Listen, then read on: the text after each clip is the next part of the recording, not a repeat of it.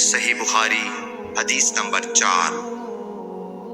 حضور اکرم صلی اللہ علیہ وآلہ وسلم نے وحی کے رک جانے کے زمانے کے حالات بیان فرماتے ہوئے کہا کہ ایک روز میں چلا جا رہا تھا کہ اچانک میں نے آسمان کی طرف ایک آواز سنی اور میں نے اپنا سر آسمان کی طرف اٹھایا۔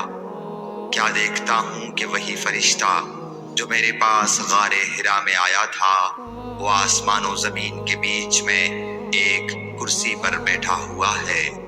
میں اس سے ڈر گیا اور گھر آنے پر میں نے پھر کمبل اوڑھنے کی خواہش ظاہر کی۔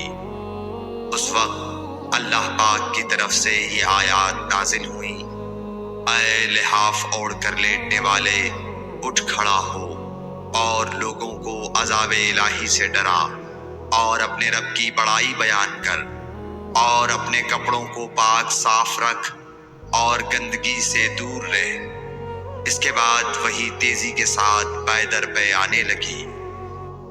صحیح بخاری حدیث نمبر 4۔